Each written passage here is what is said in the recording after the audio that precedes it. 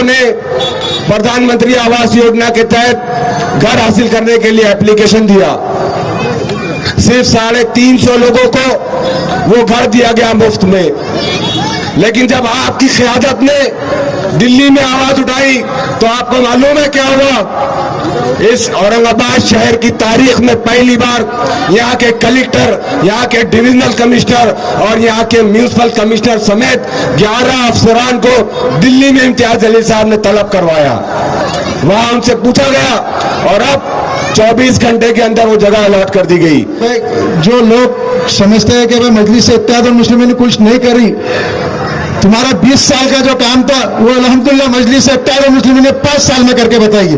करके बताए कि नहीं बताए? बोलो, करके बताए कि नहीं बताए? अस्सलाम वालेकुम। मंच पे बैठे महाराष्ट्र कार्याध्यक्ष मजलिस इत्तेहाद के डॉक्टर गफ्फार कादरी साहब, महफूजुर रहमान साहब, शहर अध्यक्ष शारिक नजबंदी साहब और हमारे साथी नगर सेवक विकास हेडके, गंगाधर ढके साहब, तुम्हारा शेख अहमद साहब, अयूब जागीरदार साहब चाचा, फिरोज भाई, जमीर अहमद कादरी साहब और पूरे मंच जितना हमारे पार्टी का है वो, और मेरे सामने बैठे हैं जमीर भाई। मैं शुक्रिया अदा करता हूँ इम्तियाज जलील साहब का, डॉक्टर गफ्फार कादरी साहब का, शारिक नजबंदी साहब का कि उन्होंने किराड़पुर में 2.5 साल के बाद में एक प्रोग्राम का स्थापना दिवस के ऊपर एक प्रोग्राम दिया। और मैं प्रशासन का भी शुक्रिया अदा करता हूँ जिनसी पुलिस स्टेशन पीआई साहब का कि उन्होंने भी हमको एक सहकार्य किया और काम करा के दिया। मैं किराड़पुर की आवाम को भी शुक्रिया अदा करता कि वो सब लोग इस पे आए करके। और मैं इतना ही बोलता कि भाई जो लोग समझते हैं कि भाई मजलिस इत्तेहाद मुस्लिमीन ने कुछ नहीं करी, तुम्हारा 20 साल का जो काम था वो अल्हम्दुलिल्लाह मजलिस इत्तेहाद मुस्लिमीन ने 5 साल में करके बताइए। करके बताए कि नहीं बताए? बोलो, करके बताए कि नहीं बताए? ये इसी तरीके से इंशाअल्लाह आगे का काम भी मजलिस इत्तेहाद मुस्लिमीन करते रहेंगे। नहमदु व नसल्ली अला रसूलिल करीम, अम्मा बाद। स्टेज पे मौजूद मजलिस इत्तेहादुल मुस्लिमीन के कारगुजार सदर जनाब डॉक्टर अब्दुल गफ्फार कादरी साहब, महाराष्ट्र के जनरल सेक्रेटरी और मुअज़्ज़िज़ आलम दीन जनाब मौलाना महफूजुर रहमान फारूकी साहब और तमाम कॉरपोरेटर्स, अपोजिशन लीडर्स, हमारी पार्टी के तमाम पदाधिकारी, तमाम पोस्ट होल्डर्स, मेरे नौजवानों, दोस्तों, बच्चों और बुजुर्गों, अस्सलाम वालेकुम रहमतुल्लाहि व बरकातहू। आज यहाँ पर बड़ी तादाद में आप लोगों के साथ साथ ये मासूम बच्चे यहाँ पर मौजूद हैं। मेरे नौजवानों, आप जानते हैं, यहाँ मौजूद बुजुर्ग भी जानते हैं कि इस वक्त पूरे हिंदुस्तान में किन के हकूक़ के लिए बैरिस्टर असदुद्दीन ओवैसी साहब हिंदुस्तान के कोने कोने तक पहुंच रहे हैं। वो इन्हीं मासूमों के लिए पहुंच रहे हैं। आप तमाम लोग जानते हैं कि मजलिस इत्तेहादुल मुस्लिमीन ने अपने रोज़े अव्वल से सिर्फ एक ही मकसद बनाया कि इस मुल्क में मजलूम तबके के साथ खड़े रहना, इंसाफ को आम करना और हर उस तबके के साथ खड़े रहना जिसके साथ इस मुल्क की दुश्मन ताकतें जुल्म और सितम के पहाड़ तोड़ रही हैं। मेरे नौजवानों और बुजुर्गों, आज आपके दरमियान हम मजलिस इत्तेहादुल मुस्लिमीन की 64वीं सालगिरह के मौके पर यही पैगाम देने आए हैं कि अगर आप चाहते हैं कि आपके ये मासूम बच्चे इस मुल्क में इस महाराष्ट्र में और इस औरंगाबाद में अगर सर उठाकर दिए और अपना हक मांगने के काबिल बने तो आप मजलिस इत्तेहादुल मुस्लिमीन को जैसे आपने अपनी मोहब्बतों से नवाजा था उसी एतमाद का हमारे साथ भरोसा रखिए और उसी एतमाद को कायम रखिए। इंशाअल्लाह मजलिस इत्तेहादुल मुस्लिमीन हमारी अपनी इन नस्लों के बेहतरीन मुस्तकबिल के लिए 24 घंटे और 365 दिन लड़ते रहेंगे इंशाअल्लाह अजीज। मेरे नौजवानों और बुजुर्गों,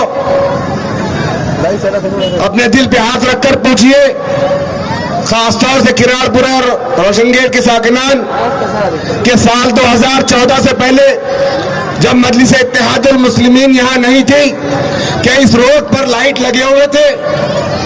क्या इस रोड की सड़कें अच्छी बनी हुई थी? क्या आपकी गलियों में सीमेंट और कंक्रीट के रोड बने हुए थे? क्या आपका अपना कोई नुमाइंदा जिसको आप औरंगाबाद म्यूनिसिपल कॉर्पोरेशन में भेजा करते थे, क्या वो आपको इतना मुत्तहिदा तौर पर कभी आपकी आवाज उठाया करता था? नहीं उठाता था। कहां बजट आता था महानगर पालिका में और कहां चला जाता था, किसी को कोई पता नहीं था। जब भी हम बात करते तो हमारे वोटों को बिरयानी में और नान खलिए में खरीदने की बात की जाती। ये एहसान है रब्बुल इज्जत का कि जिसने बैरिस्टर सद्दुद्दीन ओवैसी साहब को हमारे दरमियान भेजा और उन्होंने महाराष्ट्र में 2 ऐसे नगीनों को चुना जिन्हें लोग जनाब इम्तियाज जलील साहब और डॉक्टर अब्दुल गफ्फार कादरी साहब के नाम से जानते हैं। मेरे नौजवानों, यहां मौजूद बड़ी तादाद में बुजुर्ग भी है।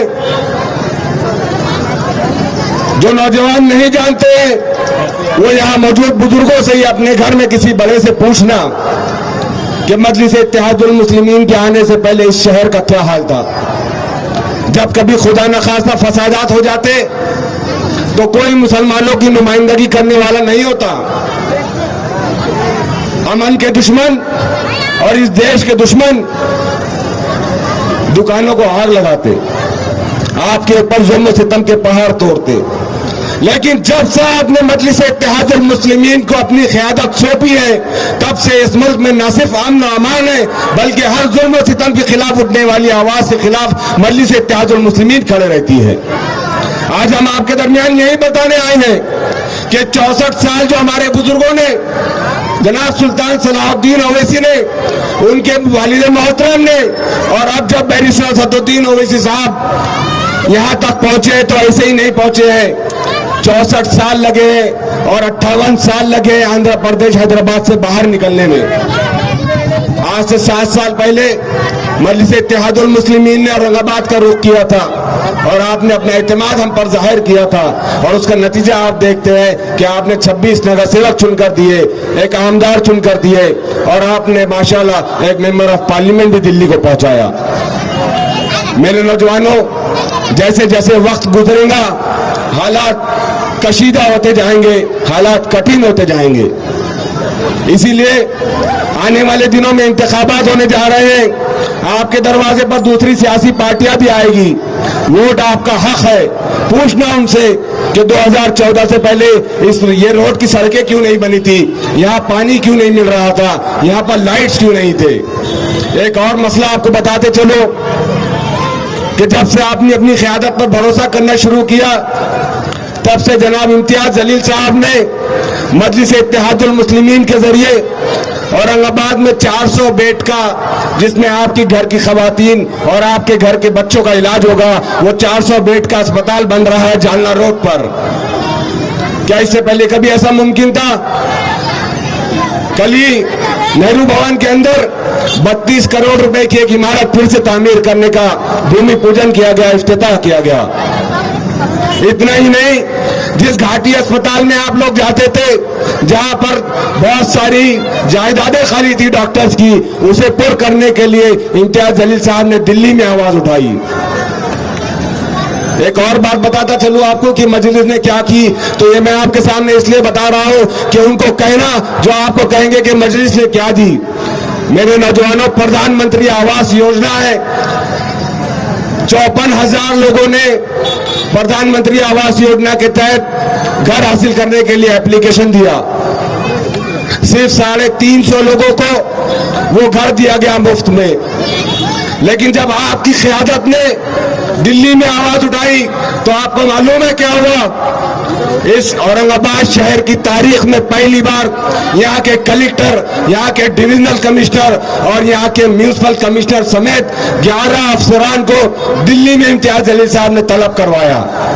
वहां उनसे पूछा गया और अब 24 घंटे के अंदर वो जगह अलॉट कर दी गई। तो यह क्यों मुमकिन हो सका? अब वो जो मकानात है वो सिर्फ ऐसा नहीं है कि सिर्फ हिंदुओं को मिलेंगे या सिर्फ मुसलमानों को मिलेंगे, बल्कि जिसने भी फॉर्म भरा होगा वो उसको मिलेंगे। डॉक्टर अब्दुल गफ्फार कादरी साहब आपके दरमियान 24 घंटे रोशन गेट पर मौजूद रहते हैं। मैं यहाँ पर कोई किसी को खुश करने के लिए बात नहीं कर रहा हूं, बल्कि मैंने जो देखा हो अल्लाह को हाजिर नाजिर जानकर कहता हूं, मेरे नौजवानों अपनी क़यादत पर एतमाद करेंगे तो क़यादत को ताकत मिलेगी। ये डॉक्टर अब्दुल गफ्फार कादरी साहब जो आपके सामने मौजूद है, आपको मालूम है जब बीड़ में एक मुस्लिम लड़की के खिलाफ रेप का केस होता है तो सर खुद जाते हैं, खुद निवेदन देते हैं, वहां आंदोलन करते हैं और उसके बाद ये होता है कि वो पूरे के पूरे पुलिस, वो जिसने कोताही की थी इन्वेस्टिगेशन में, उन पुलिस ऑफिसर्स को सस्पेंड किया जाता है। इतना ही नहीं, औरंगाबाद से तकरीबन 600 किलोमीटर दूर एवत महल में एक मुस्लिम नौजवान पुलिस कस्टडी में मार दिया जाता है। कौन आवाज उठाया उसके खिलाफ? ये आपके सामने बैठे हमारे कायद डॉक्टर अब्दुल गफ्फार कादरी साहब ने यहां से कारों का काफिला लेकर एवत महल गए। आपको मालूम क्या हुआ उसके बाद? आपकी अपनी नुमाइंदगी की वजह से क्या हुआ आपको पता है? वो तमाम के तमाम पुलिस ऑफिसर्स के ऊपर कत्ल का मुकदमा दर्ज किया गया है, उनको ड्यूटी से सस्पेंड कर दिया गया है। तो ये होती है क़यादत, और ऐसी क़यादत को हमें खड़े करना है। हम इसलिए नहीं आए कि आपको वर्गलाए, आपको उकसाए। अभी आपके पास दूसरी पार्टियों के लोग आएंगे और कहेंगे कि मजलिस सिर्फ जज्बाती बातें करती है, तो उनसे कहना कि ये देखो हमारे लोगों ने ऐसे काम किए हैं। तो अपने इस इत्तेहाद को मजबूती से कायम रखिए। आप इंशाअल्लाह मजलिस इत्तेहादुल मुस्लिमीन दिन दुनी रात चौगनी तरक्की करेगी, और अपनी क़यादत पर भरोसा रखिए। हम आपसे वादा करते हैं इंशाअल्लाह आने वाले म्युनिसिपल इंतखाबात में ये जैसे इस शहर हमारा है, मेयर भी यहाँ पर हमारा होगा इंशाअल्लाह अज़ीज। मुझे यहाँ पर बुलाया गया, आप लोगों ने बगौर सुना। हम एक अच्छे माशरे की तश्कील करेंगे, एक अच्छे औरंगाबाद के समाज की तामीर करेंगे, जहाँ पर हर किसी को इंसाफ मिलेगा, जहां पर हर घर में पानी आएगा। अभी बहुत सारे लोग कहते होंगे कि पानी हमारे घर पर रोज नहीं आता है। ये आपने 2014 से पहले जितने नमूनों को चुनकर भेजा था महानगर पालिका में, इन्होंने सिर्फ अपने पेट भरने का काम किया है। करोड़ों अरबों रुपए के सिर्फ इन्होंने काम पेपर के ऊपर बताकर अपने घर बनने का काम किया है। वो जितना नुकसान था पिछले 20-25 सालों का, ये हमारे कॉर्पोरेटर्स कोशिश करते आए हैं, वो मसाइल को हल करने की कोशिश कर रहे हैं। अब औरंगाबाद में 52 टाकियां बन रही है। 52 टाकियां बनने के बाद इंशाअल्लाह कोई रोज ऐसा नहीं जाएगा, कोई दिन ऐसा नहीं जाएगा कि जिस दिन आपके घर में पानी नहीं आएगा। लेकिन थोड़ा सा आपको सब्र करने की जरूरत है, मजलिस इत्तेहादुल मुस्लिमीन के साथ रहने की जरूरत है। हम एक अच्छा समाज की निर्माण करेंगे। बहुत बहुत शुक्रिया, जज़ाकल्लाह खैर।